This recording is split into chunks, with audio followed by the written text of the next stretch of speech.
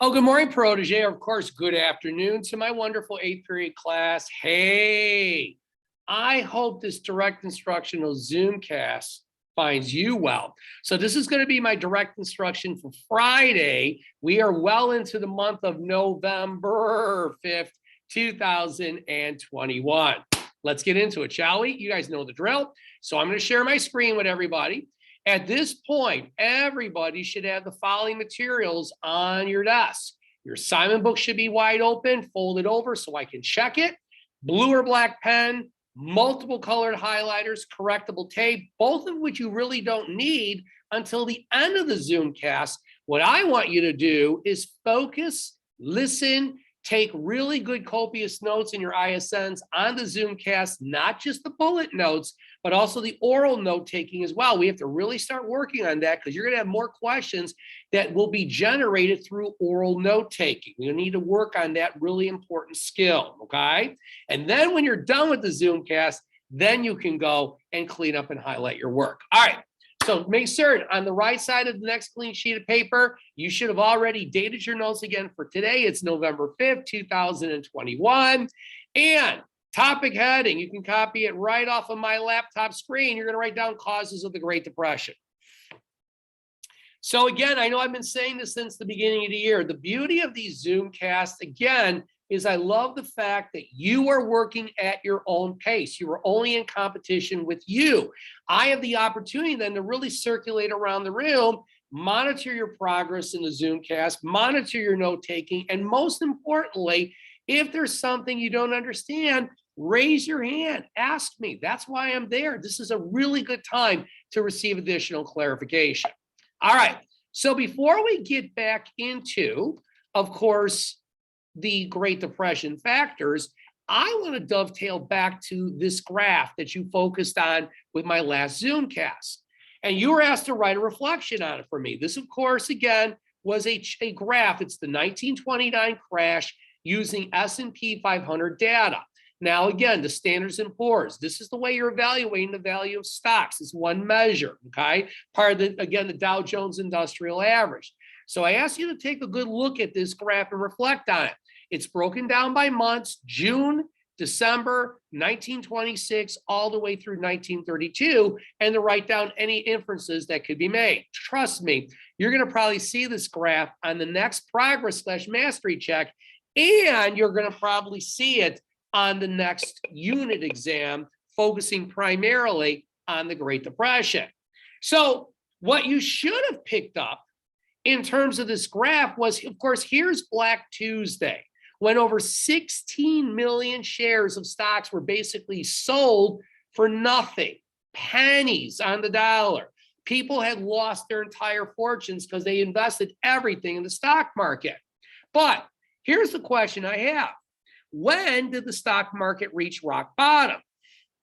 So one of the fallacies about Black Thursday, remember, 12,900,000 shares, almost 13 million shares were sold for much less than the original value that people paid for it. And then you have several days later, you got Black Tuesday, again, right before Halloween. So, but you notice that it didn't completely crash. If you notice that by December of 1929, the market rebounded. Then it began its very slow descent. There was a bit of a rebound here in December of 1930, but if you notice, basically, again, by the time you get to June of 1932, the market had really hit rock bottom. So one of the fallacies about the stock market crash, first on Black Thursday and then on Black Tuesday, is that the market hit rock bottom. No, it didn't.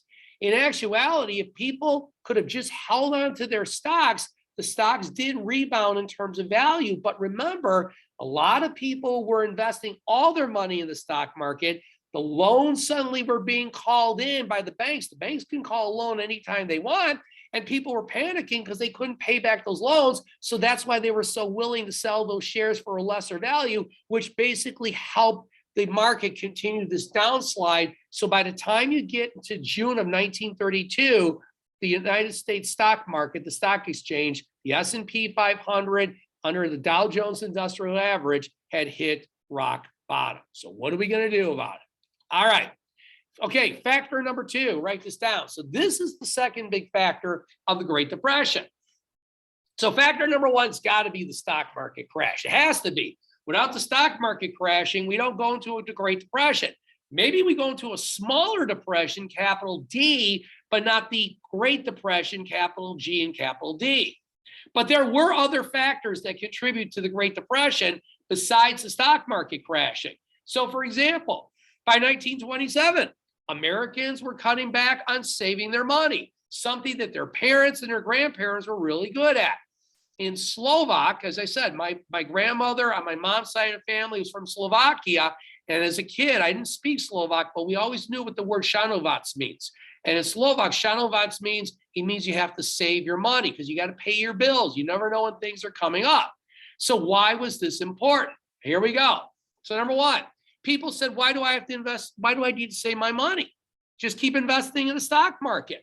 Because remember, for a big part of the Roaring 20s, the stock market experienced what we call a bull market, where the value of the stocks kept going up and up and up. And people had this notion, remember Dr. Brand said this, there was this notion that the good times would last forever, that the cycle of poverty, the cycle of a bull market would continue on. Eventually, it's not. Number 2, this is really important. What were people doing? Not only were they not saving money, not only were they, again, investing all their money in the stock market, but what people were also doing, which really added more fuel to the fire, figuratively speaking, is they were buying stocks on margin. So what I'd like everybody to do, and yeah, we're going to be doing a lot more oral note taking. We're ready to take the training wheels off. It's not just writing the main information down, folks. You got to go more. So buying on margin, take your pen, draw a line off to the side. Buying on margin simply means you're borrowing money for the purpose of buying stocks. That's what you're doing. So when you talk about buying on margin, where are they borrowing money from? I would add another side oral note off to the side. Number 1, you go to a bank, take out a loan, $1,000, $10,000. And the banks knew. They knew where the money was going. They knew you were going to go buy stocks. They didn't care. Or you could even borrow money from a stockbroker who probably borrowed money from a bank to lend you the money then in return. So everything is interconnected. But remember, if you're now borrowing money and you're not saving money and all your money is going in the stock market, how are you going to be able to pay your bills? That's the $1 million question of the day. So what were Americans doing? We know they weren't saving money, not like their parents and their grandparents were. They thought everything should go into the stock market. We know they were buying on margin. They were borrowing money from a bank or a stockbroker for the purpose of buying more stocks. So what they're also doing by 1927 is they're still buying stuff. I'm going to use your vernacular. That's why I put it in quotation marks. So what people were doing is they're still at this point, still buying things like a Model T Ford. Remember, Henry Ford used to famously say, you can buy, again, any Model T Ford in any color you want as long as it's black. But here's the dangerous part. So they're now not only just still buying stuff like a Model T Ford, but they're using credit. So not only are they not saving money, they're not putting money aside in the bank, they're putting all their money in the stock market, they're borrowing money to buy stocks, and they're using credit to buy things like an automobile. And sooner or later, kids, you got to pay your bills. And how can you pay your bills if you have no money saved, especially if you have all of your money in the stock market? Let's continue on. So what's the result? We're still on that second factor. So between 1921 and 1929, personal debt increased dramatically, exponentially. So debt means what you owe in terms of money. You could owe money to a bank. You can owe money to a credit card company. You can owe money to a stockbroker. But look at how much personal debt's gone up. In 1921, the total debt of the United States of America for people, consumers, was at about $3.1 billion. Now that's in the currency back in 1921. But look what happens 8 years later. 8 years later, by 1929, debt had risen almost $7 billion. It had more than doubled. So when you look at numbers like this, and you should draw a line off to the side, that means more and more Americans are borrowing money, whether it's to buy stocks, they're not saving money, they're using credit cards. And how are you going to pay those bills back, those debts back, if you are not making a concerted effort to, as my grandmother, Mary Caraba, would say, you have to szanować, you have to save your money, and they're not doing it. This is a recipe for a disaster. Furthermore, here's another sobering stat. Please write this down. The wealthiest 5% of America, of all Americans, control 33% of all money earned. This stat is always so confusing to students. To break it down, if you have 100 people in a room, 5 people control 1/3 of the pie. 5 people out of 100 are going to, by themselves, eat 1/3 of the pie, 1/3 of the pizza, and everything else is left for everybody else. So what this tells me, this stat, and you should draw a line off to the side, is the rich are getting richer, but not everybody's getting rich. Again, the gap between the two is becoming bigger, and those people who are at the very top of the food chain in terms of personal wealth is a very small percentage of the overall population. The middle class is being squeezed out slowly and surely because they are becoming so heavily in debt. As a matter of fact, please write this down. One of the things about the Roaring '20s was everybody just thought the whole decade, everybody was living La Vida Loca, like Ricky Martin sang back in the 1990s. Not necessarily. 40% of all Americans lived in poverty by 1927. That means 4 out of 10, 40 out of 100, 400 out of 1,000 Americans were living like that. So here's what I want you to do. You're going to pause the Zoomcast, draw a line off to the side. You're going to write me a reflection. Take 3 to 5 minutes right now. Pause the Zoomcast. I want you to write me a really well-written paragraph and describe for me what you see. Because 40% of all Americans lived like this at the time when the stock market crashes in 1929. I am going to continue on, however. Write this down. Factor number 3. So factor number 1, of course, it's got to be the stock market. Factor number 2, people are not saving their money the way they once did.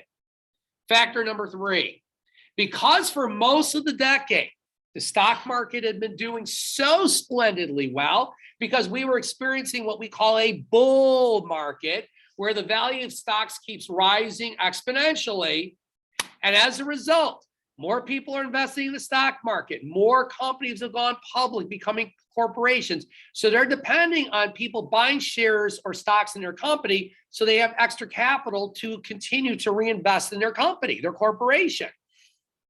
As a result, corporate profits are going to go up through the roof. So that's going to lead to what we call speculation.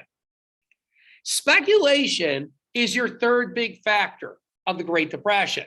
Factor number 1, stock market crash, first and foremost. Factor 2, people are not saving their money. Factor 3, people are engaging in speculation. Speculation, again, is when people are engaging, or companies or corporations are engaging in risky business ventures, and it's all about one thing. What they're trying to do is make as much money as possible. And when you're taking chances, there's a really real possibility. Let me rephrase that. There's a very real possibility that you might end up getting figuratively burned. So if you direct your attention to the overhead screen, this is a remake from a very famous movie made in the big hair 80s. And the 80s reminds me a lot in some ways of the Roaring '20s, and it's called Wall Street. By the way, when you talk about speculation, what about this guy, Calvin Coolidge? Remember, Calvin Coolidge was warned in 1927 by the Treasury Department that way too many Americans and way too many companies were engaging in speculation, risky business ventures to make money. And Calvin Coolidge ignored the warning, went into the basement to count up a barrel of Macintosh apples that was sent to him by a friend in New Hampshire. And we know, again, when you ignore a problem, it doesn't go away. You know that. Skip a full page, go to the right side of the next clean sheet of paper. We're going to come back to those notes, trust me. Make certain that you date your notes again for today. It is November 5th, 2021. So I'm going to share with you a video clip from the original movie Wall Street back in 1987. This is called the Greed is Good speech. Michael Douglas, great actor, portraying Gordon Gekko. And Gordon Gekko, even though this is taking place in the 1980s, the big hair 80s, this very easily could have also taken place back in the 1920s, over 50 years earlier. So here's what I want you to write down. According to the main character, Gordon Gekko, played by the great actor Michael Douglas, why is greed good? This is the seminal moment from the movie Wall Street. And as I stated, this movie very easily could have taken place sometime in the Roaring 20s. Very short clip. It's about 45 seconds long. Here we go, everybody. Wall Street, 1987, the famous Greed is Good speech. The point is, ladies and gentlemen, that greed, for lack of a better word, is good. Greed is right. Greed works. Greed clarifies, cuts through, and captures the essence of the evolutionary spirit. Greed in all of its forms. Greed for life, for money, for love, knowledge, has marked the upward surge of mankind, and greed, you mark my words, will not only save Teldar paper, but that other malfunction corporation called the USA. Thank you very much. The best scene, obviously, in my opinion, from the movie. Just a takeaway, again, in the big hair 80s, again, over 20 years before you guys were even born, 25 years before you guys were born. Again, it was about money, making money. When is enough enough? Buying things, materialism. Boy, this sounds just like the Roaring 20s in many ways. And when you watch that speech about, again, greed, how, again, it motivates people to sometimes, to want to make more money, to work a little bit harder. But at what point is enough enough? Go back to the previous page. Let's continue on with our direct instructional notes, shall we? Number 4, fourth major factor of the Great Depression. So again, to summarize, stock market crash, number 1, cutting back on savings, number 2, number 3, speculation, number 4, overproduction of goods. Huge factor of the Great Depression. So again, you can't just unilaterally say it's all on the stock market crash. Yes, it was the biggest factor, but there were other factors that contribute to making it truly the Great Depression. All right, let's continue on. Number 1, we're going to focus on 2 groups. We're going to start with the farmers. So by the time you get to the mid-1920s, okay, American farmers were too doggone efficient for their own good. They were very efficient. And the problem is because they had become so efficient in terms of growing crops, wheat, barley, corn, pick a crop, there was actually too much food, believe it or not. Their farming techniques back in the 1920s was far superior to that of their parents, their grandparents, their great-grandparents. Now you got to ask yourself the question, why is this a problem? So if you direct your attention to the overhead screen, that's a photograph of Farmer John. Mrs. Bonk and I used to be part of a farm co-op where once a week we would get a box of organic vegetables from Farmer John. He had a farm out by the Rockford area. So what happens if you're way too efficient? Well, we're going to get there. Number 2. So not only are American farmers becoming even more prolific and being able to grow lots of different type of crops, wheat, barley, corn, I'm going to stick with those 3, but at the same time, Europeans are not buying American crops. And the question is why? Now, this one, I want you to draw a line off to the side, because during World War I, Europeans basically relied on American crops because a lot of their farms were being decimated by the war, whether it were France or Belgium. But by the mid-1920s, those same farms that had been destroyed 10 years earlier were coming back. The land rejuvenates and they're growing their own food. So they don't need American crops. So you got Again, A, you don't have a market for your crops, and B, you're growing too many. So what's the end result? Write this down. So you combine the two together. You see how you're weaving this information in and you're telling the story. So now you're Farmer John, you're too doggone efficient in terms of growing wheat, barley, corn, etc. And no one's buying it in Europe. You depended on them. So now you got to lower your prices. But here's the catch.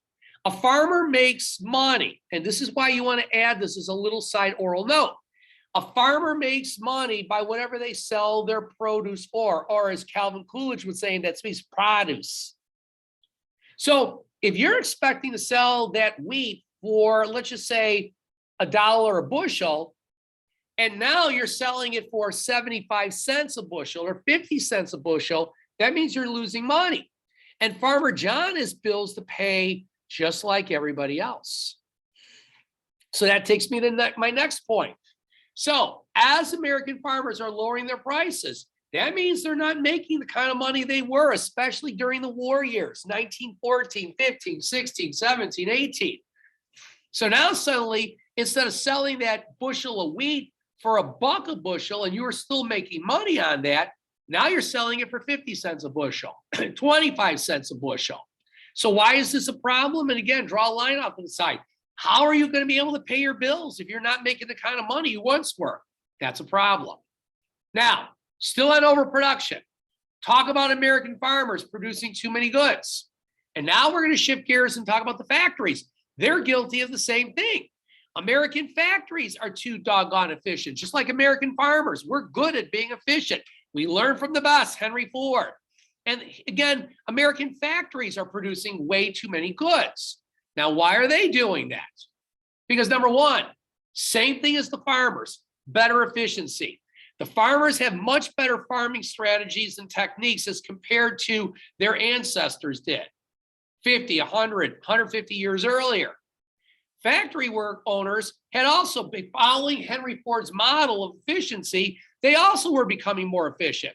Between 1923 and 1929, American factories were at least 32% more efficient in producing more goods in less time, which is not a bad thing.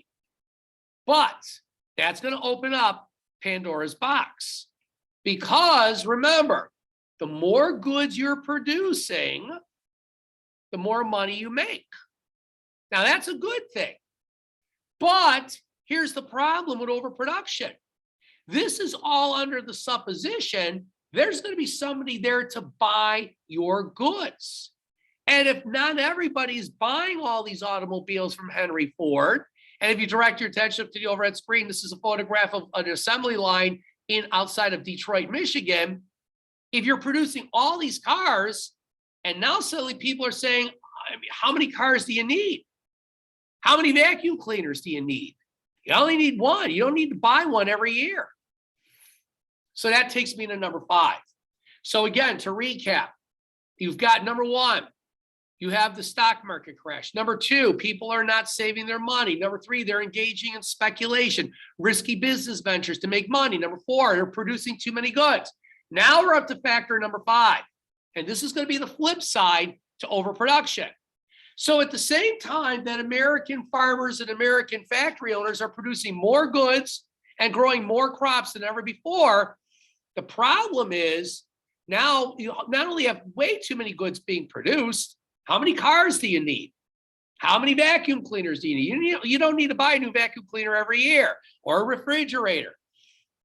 But wages have become status quo now. By the late 1920s, the wages are starting to flatline, and it's not keeping up with the cost of living.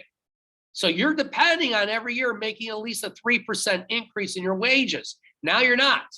So what's the end result? Number 1, well, if you're not making the kind of dough that you thought you were going to make, dough is money, it's slang, that means you got to make some cuts. So you're going to say, you know what? I like to buy that brand new Model T Ford. I'd like to buy that new vacuum cleaner. I'd like to buy that brand new Singer sewing machine. But you know what? I don't have any money. So people are going to start cutting back on buying their stuff, like an automobile. Number 2, farmers are also guilty of not buying stuff. How can Farmer John go and buy stuff if he's selling, again, his crops for less than what he originally anticipated.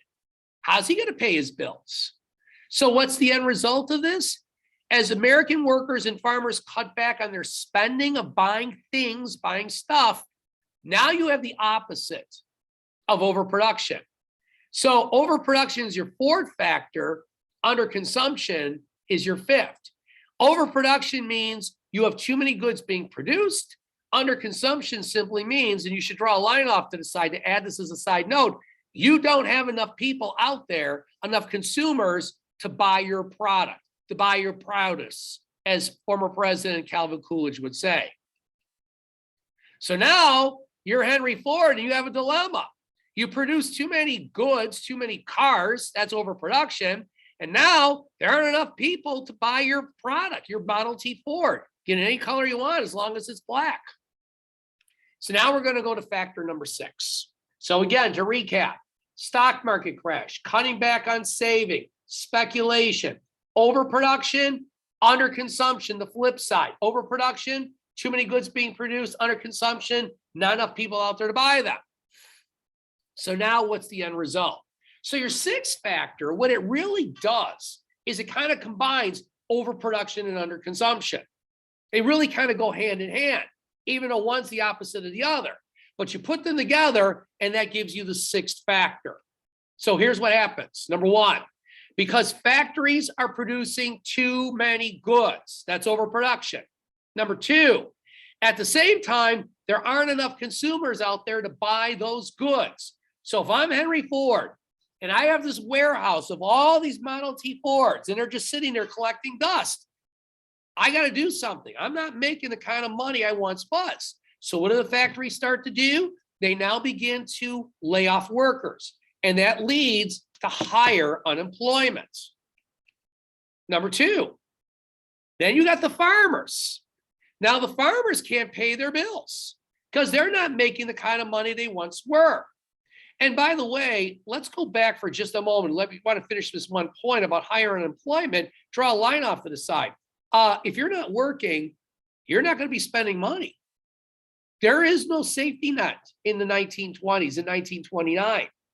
They don't have unemployment compensation like we have now in the 21st century when the pandemic struck back in March of 2020.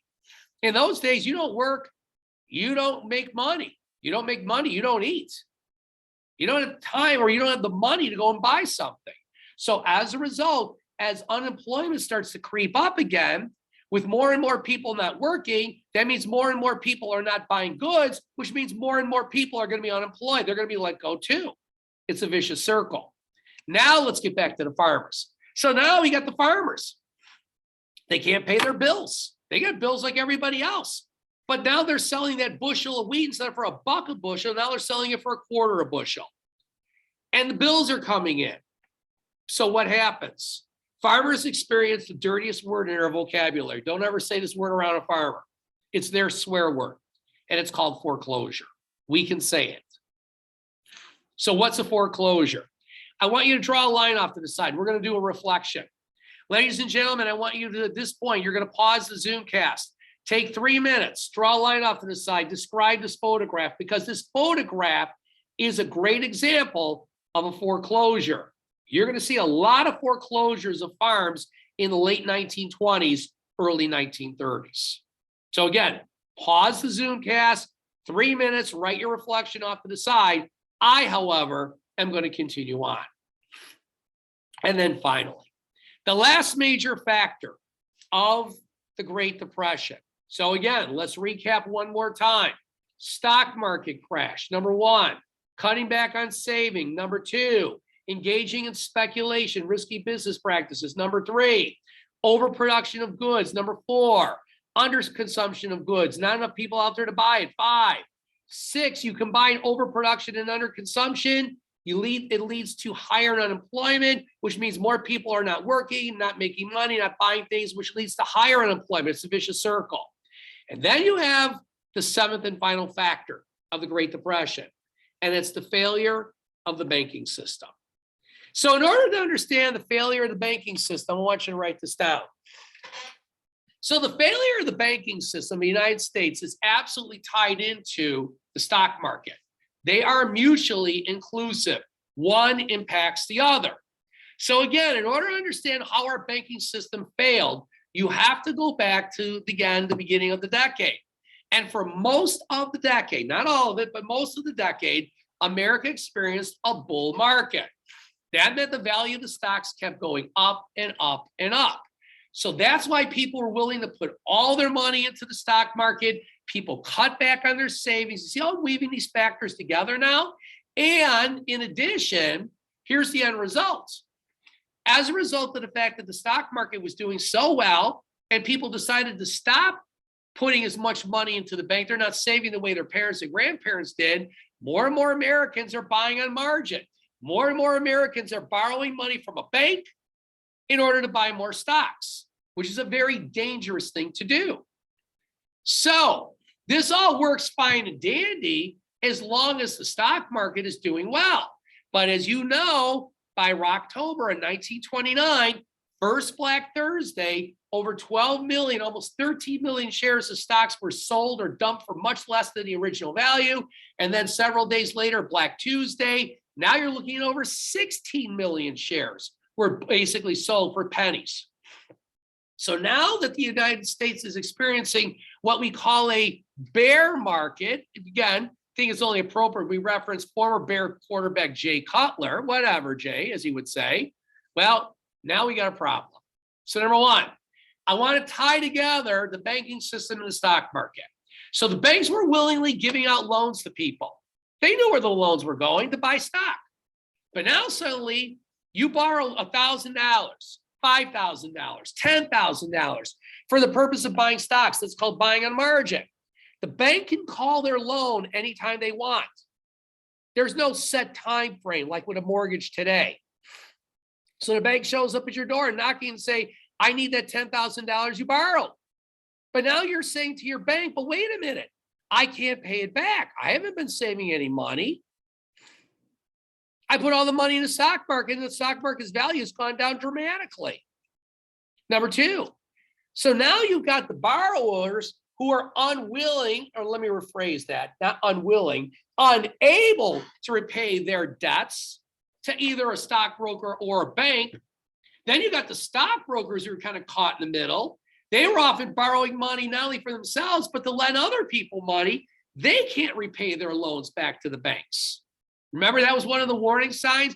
New York City bankers or stock exchange stockbrokers had borrowed over $37 million in stockbroker loans. And so now we're going to make our connection. So here's your connection between the stock market and the banking system. So why were the banks calling these loans suddenly? All of a sudden, they're demanding their money in full.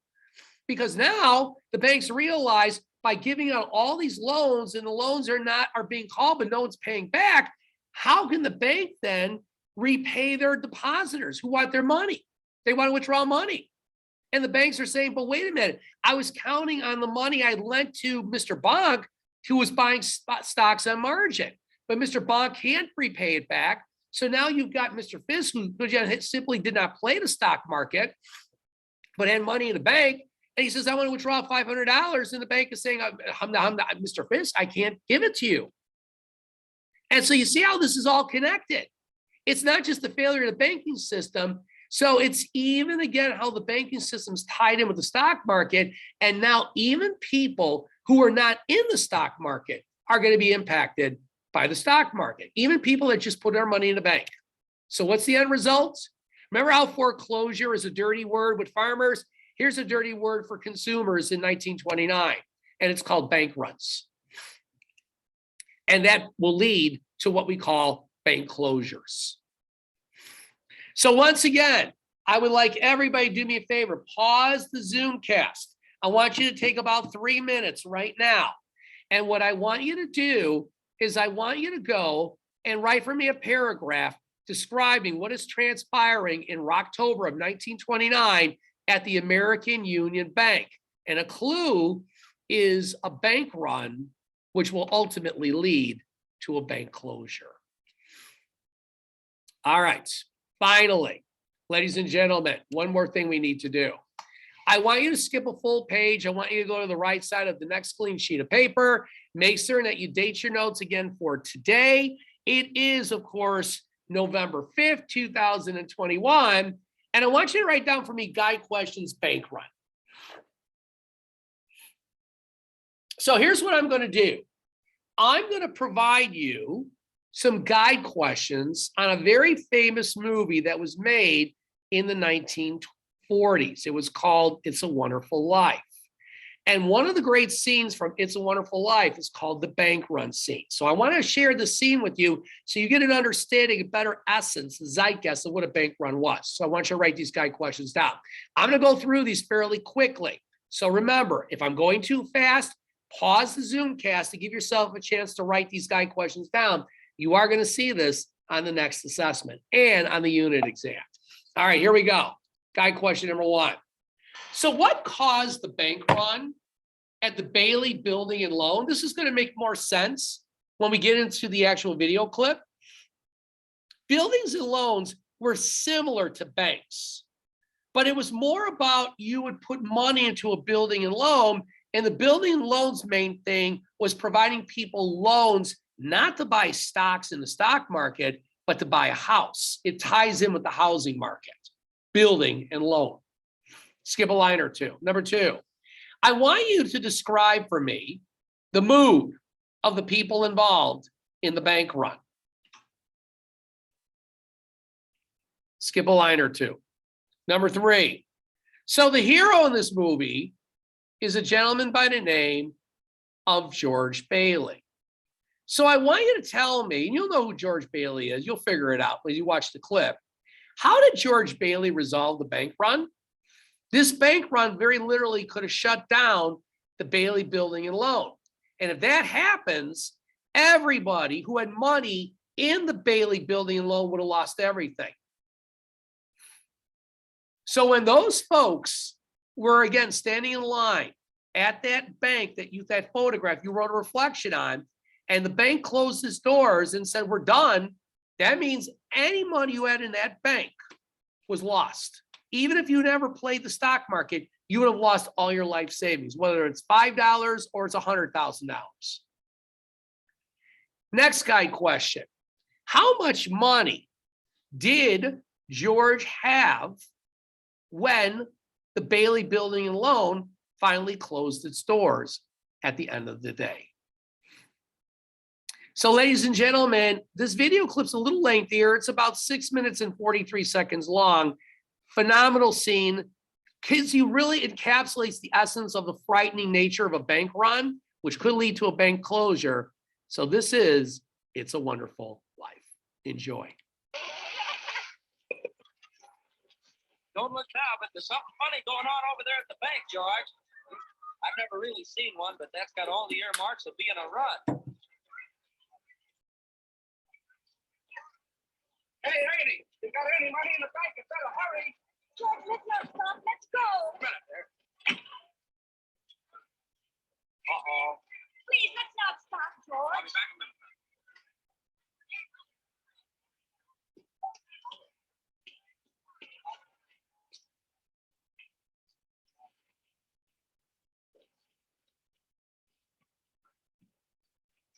Well, hello, everybody. Miss Thompson, how are you? Molly, what's the matter here? Can't you get in?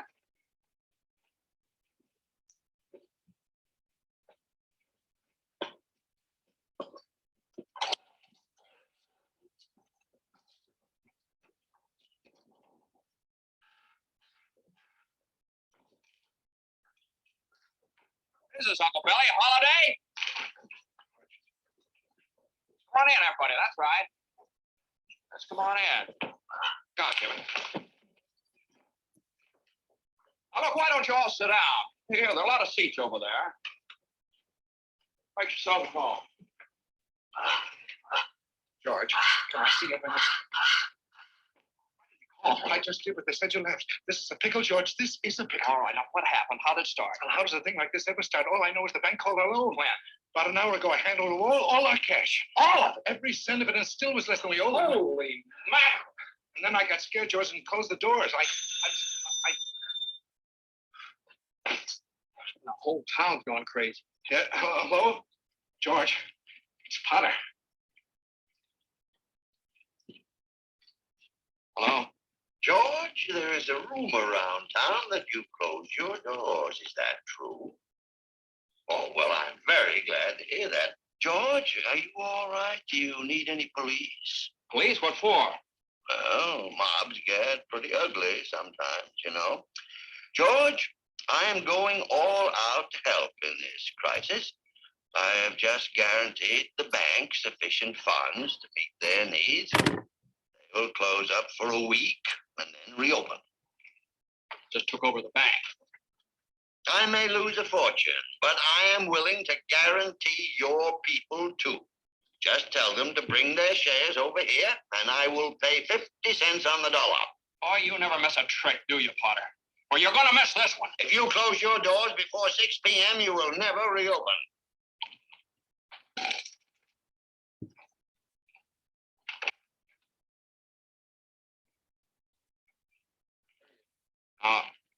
Just remember that this thing isn't as black as it appeared.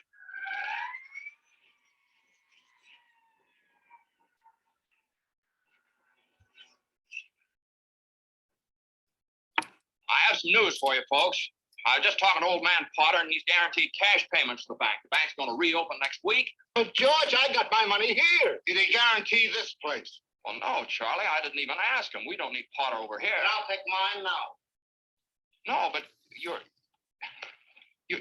thinking of this place all wrong, as if I had the money back in a safe. The money's not here. Well, your money's in Joe's house. That's right next to yours. And in the Kennedy house, and Mrs. Maitland's house, and 100 others. You're lending them the money to build, and then they're going to pay it back to you as best they can. And what are you going to do, foreclose on them? I got $242 in here, and $242 isn't going to break anybody. Okay, Tom. All right. Here you are. You sign this. You get your money in 60 days. 60 days? Well, now, that's what you agreed to when you bought your shares. Tom, did you get your money? No. Well, I did. Old man Potter will pay 50 cents on the dollar for every share you got. 50 cents? Yes, cash. Well, what do you say? No, Tom, you have to stick to your original agreement. Now, give us 60 days on this. Okay, Randall. Are you going to Potter's? Better to get half than nothing. Randall, wait. Now, listen to me. I beg of you not to do this thing. If Potter gets a hold of this building and loan, there'll never be another decent house built in this town. He's already got charge of the bank, he's got the bus line, he got the department stores, and now he's after us. Why? Well, it's very simple, because we're cutting in on his business, that's why. Because he wants to keep you living in his slums and paying the kind of rent he decides. Joe, you had one of those Potter houses, didn't you? Well, have you forgotten? Have you forgotten what he charged you for that broken down shack? Here, Ed, you remember last year when things weren't going so well and you couldn't make your payments? Well, you didn't lose your house, did you? You think Potter would have let you keep it? Can't you understand what's happening here? Don't you see what's happening? Potter isn't selling, Potter's buying. And why? Because we're panicky and he's not. That's why. He's picking up some bargain. Now, we can get through this thing all right. We've got to stick together, though. We've got to have faith in each other. But my husband hasn't worked in over a year, and I need money. How am I going to live until the bank opens? I got doctor bills to pay. I need cash. I can't keep our kids on faith. I've got to have... How much do you need? Hey! I got $2,000. Here's $2,000. This will tide us over to the bank reopens. All right, Tom, how much do you need? $242. No, Tom, just enough to tide you over to the bank reopens. I'll take $242. There you are. That'll close my account. Your account's still here. That's a loan. Okay. All right, Ed. Well, I got $300 here, George. All right, now, Ed, what'll it take until the bank opens? What do you need? Well, I suppose $20. $20. Now you're talking. Thanks, Ed. That's fine. All right, now, Miss Thompson, how much do you want? But it's your own money, Now, George. never mind about that. How much do you want now? I can get along with 20, all right. $20. Fine. And I'll sign the There you go. papers. You don't have to sign anything. I know you pay it when you can. That's okay. All right, Miss Davis. Could I have $17.50? Sure, of course you can have it. You got 50 cents. 7. We're going to make it, George. 6. They'll never close us up today. 5, 4, 3, 2, 1. Bingo! We made it. Close you. We made it. Look, we're still in business. We still got $2 left. Well, look, let's have some of that. Let's celebrate. So a couple of observations. Number one, I hope you picked up on the fear that people were exhibiting. I mean, they were worried. I mean, how are they going to pay their bills? Their husband hadn't worked. One of the gals' husband hadn't worked in such a long time. That fear you're really going to see at the beginning of the Great Depression after the stock market crashed in 1929, especially all the way until about 1933. And number two, you notice how George solved the problem. Remember, the bank called the loan immediately. They didn't give him a chance. The bank had, because again, the Bailey Building and Loan had borrowed from the bank. They called the loan back. And now he had realized all the money was gone. And so anybody who invested in the Bailey Building and Loan, if they wanted their money back, they weren't being able to get it because that money was being invested in different homes. And that what you saw was the markings of a bank run. But George used all his money, most of his money, I should say, from his honeymoon to Europe. He was going to go with his wife, Mary, and kept the building and loan above ground. What a great movie. Highly recommend it. It's called It's a Wonderful Life. Sure is, everybody. So at this point, I'm going to ask everybody to do me a favor as we wrap up our celebration of learning. So number one, I want you to take your correctable tape, go through all the notes you took. There is no crossing out. There is no tracing over letters. This is a portfolio of your absolute best effort. Number two, now I need you to start your highlighting. This is mandatory. Tip of the tip. Multiple colored highlighters. It's time to take the plunge. Remember, focus on those words that you can visualize in your mind. Don't be highlighting everything that's coloring. Remember, what highlighting does is that's why you have to highlight right away. By doing that, you're reinforcing the information. You're developing mastery. You are, in essence, studying in a very natural, organic way. Please remember, if you take 10 to 15 minutes every day, you've got to go back and review your ISN. You practice for basketball, you practice for hockey. Why aren't you practicing for school every day? That's how you develop mastery. You don't wait till the night before an assessment. That's a recipe for a bad grade. And remember, hand your ISN to somebody in your house, your mom, your dad, an older brother or sister, maybe an aunt or an uncle that had me decades ago. And you channel your inner Mr. Bach. You teach them the information. Talk about some of the factors of the Great Depression, the stock market crash, people not saving their money the way they once did, like their ancestors did. Again, looking at speculation, engaging in risky business practices to make money, overproduction, underconsumption, leading to higher unemployment, which leads to more people unemployed because people are not buying things, so they're not making any money. And then finally, the failure of the banking system. So with my next Zoomcast, I'm going to finish up the failure of the banking system, share some really, really sobering statistics on it. And then I'm going to start talking about the election of 1928, because whoever wins the election of 1928 is going to be dealing with the worst economic crisis in American history. We've had depressions before, 1837, 1873, 1894, but not like a depression of this magnitude, capital G, capital D. So again, I hope you enjoyed today's Zoomcast as much as I enjoyed again creating it for you. I'm going to keep doing this for the duration of the school year. And as I always like to say as I wrap up the Zoomcast, you know, the story may have ended today, but you better believe that the saga is going to continue tomorrow. And the rest, as we say, everyone is history. Peace out, everybody. Thank you so much. And as always, please be well.